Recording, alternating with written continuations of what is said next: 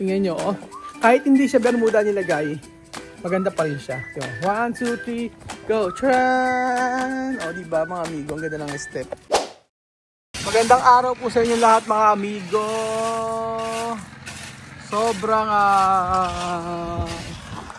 init ng panahon kanina. Ngayon po ay umahangin at napakaganda po mga amigo ng paghangin ito. Walang kainit-init na ngayon at parang uulan. Huwag naman sanang bumagyo. Ngayong araw po today's video ay ito na po yung sinasabi ko sa inyo na papakita ko sa inyo. Ganda to. Ayan. Papakita ko po sa inyo mga amigo yung ito sinasabi ko sa inyo na gagawin dito sa may daanan. Opo, para makita nyo po. Kanina pa ako dito eh. Pero gusto ko na habang ginagawa kaya makita nyo po yung ginagawa dito. Ayan. 1, 2, 3. Charat! Ito na po yan mga amigo. Yung daanan. So, sabi ko kanina, ang pangit naman ng ano na to. Ang pangit naman ng bato na yan, pero nung nahugasan, ang ganda siya. Oh. Para siyang graba. Tapos, ang bili ko ay, magkano bilhin natin? Magkano bilhin natin ito? 5 ano? 5.2. Isang truck siya mga amigo. So, kasya na siya dyan. Kalahatan na yan. So, pinapinturahan ko na rin itong bakod na yan. Kahit yung ibabaw hindi pa napipinish. Kasi nga po mga amigo ay nag-uulan na. Mamaya, alam niyo naman, mahirap na pag nag-uulan. So, unti-unti yung natatapos na yung ating greenhouse. Pero ngayong araw po, ito po yung ginawa natin. Gusto ko yung ginawa dito. Actually, pwede nga dito yung puting bato eh. Kaso lang, baka sa buting bato. Baka pag buting bato ang gamitin natin dito. Sumabot tayo ng 100,000 piso. O mga, tama, 100,000 ang ubusin natin dito. So, hayaan natin yung bato, ganito ang gamitin natin. 5,000 pesos lang, 5,000 plus lang. Ayan. So, ayan, gitna lang anuin mo, Kuya Edwin. Yung gitna ang ayusin mo, wag na muna ano. Yung gilid, kukuha na lang tayo dito. Oh. So, ang pangit niya kapag ka, ganyan, no? Pag may mga buha-buhangin pa. Pero kapag ka, ano na siya, nahugasan na, di ba ang ganda na niya? Ayan siya. Magiging gano'n na siya. So, eto po mga amigo yung ginagawa dito. Pero, lunibog pa yan. Pero at least, naayos natin. So, ang ganda ng daanan, pagka ganyan, mga amigo. Pag dininis pa yan, mamaya papakita ko po sa inyo hanggang ito ay matapos. Ayan. Pag nalinis yan, maganda yan. Para may idea. At sige yan, si Kuya Eddie na yan, masipag na helper, labor for today's video. Isang forma ng nagpapala para siya pawis-pawisan. Pag kulang kasi kami ng labor.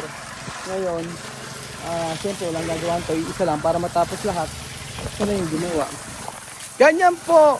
Diba? Ang ganda niya. Hindi pa siya tapos. Pero nakaka-maaliwalas po. Sabi ko nga, bawat nilalagay sa bahay, ginagastusan. Bawat papagawa mo, gagastusan. Pagka ginawa ko po rito purong semento, mainit na. Bukod sa mainit na, yung singaw kasi lang yung mainit sa hapon. Pero pag ito, tingnan nyo, kahit magbasa ka dyan, magwawalis-walis ka dyan, may tumubong damo, anuhan mo. Actually, Bermuda dapat ilalagay dito. Kaya lang mga amigo, nag-uulan na, gusto ko na matapos agad. So, sabi ko, wag na muna tayo maglagyan ng Bermuda dito sa part na to. Hayaan natin ganito mga, ito bato na lang kasi maganda naman siyang tingnan. Ayan, oh. Diba? Daanan lang naman kasi talaga siya actually. Actually, right of way ito. Doon daanan sa may kapatid ko. Kaya nga lang mga amigo, alam nyo na, daanan ko sa kapatid ko. Kaso nga lang, gusto natin siyempre maganda rin yung kakalabasan. Ganyan ang ginawa natin, di ba? Oh.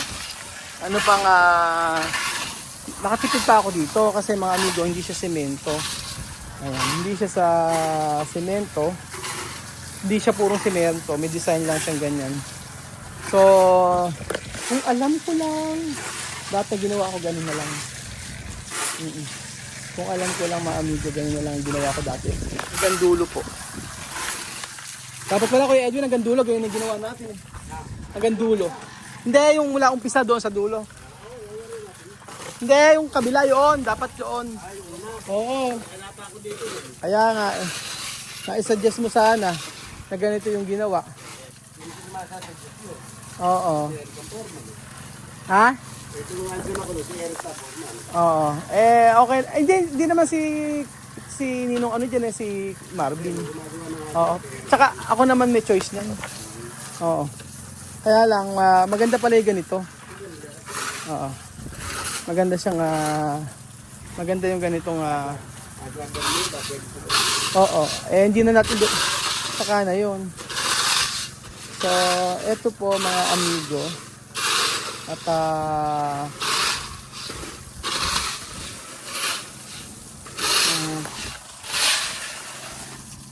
eto na, ayan na, dumating na. So, ayan. At ayan po mga amigo, umuulan na naman dito sa ating bansa. At uwi muna kami. Tapos ayan, papakita ko sa inyo yung natapos. May mga mangga pa rin naman tayo kahit pa paano. At itong mga isda. Tama nga, lagyan ng palagyan natin. Papatayisan ko to para maganda. Talagyan namin ng tiles. Kasi ang gamit naman namin tubig dito, laki na naglakihan Ay pati mga white, naglakihan na siya. Naglakihan na yung mga white. O, lilit lang namin binili yan. Ganda. Ayan nyo. Kasi wala mapera. Ipapatiles ko to, maganda. Magandang tiles to, kulay Blue daw. Blue May sinasuggest niya square gate na sabi. O, maipatiles nga po ito. Kaso kailangan natin ng malaking lagayan muna. So hindi pala siya naipatay. Walang kuryente. Ay gasolina.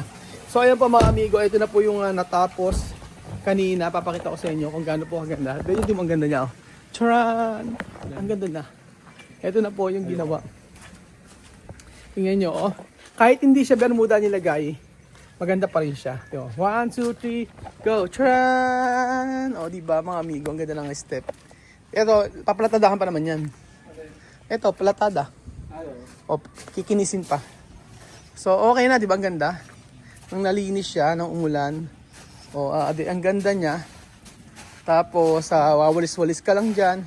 Hindi maganda masyadong maraming halaman dito kasi may halaman na sa part na rin. So, okay na yan. Ayan po, mga amigo. Diba, papakita ko sa inyo sa kabilang side. Para makita ninyo ang ganda nito. So, let us check. Ayan. Ayan po mga amigo. Saan mo nilagay iba?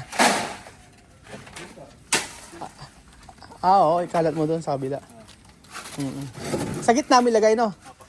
Sige. Ayan mga amigo, diba?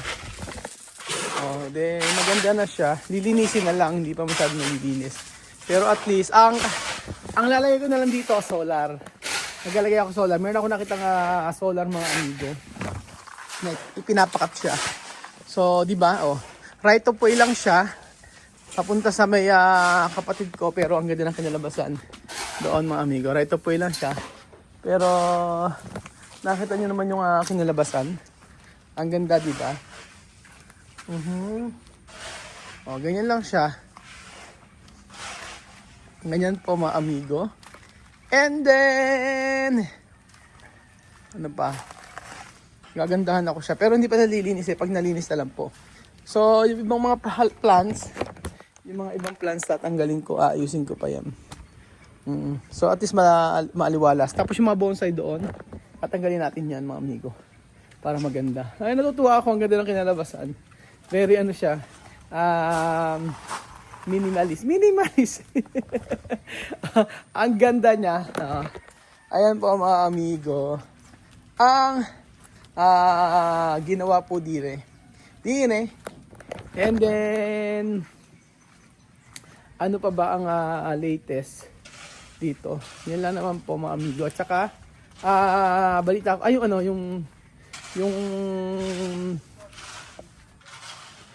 yung kabila kasi hindi pa masyadong tapos. Ayan. Inano kasi nagkaulan. Pero dito sa kabila, side,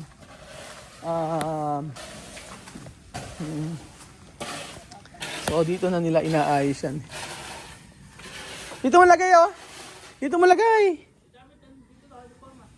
Bakit dyan?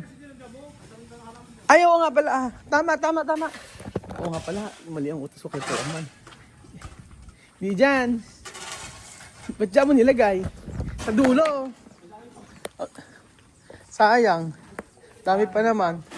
Ha? Oo. Dapat dito mo nilagay.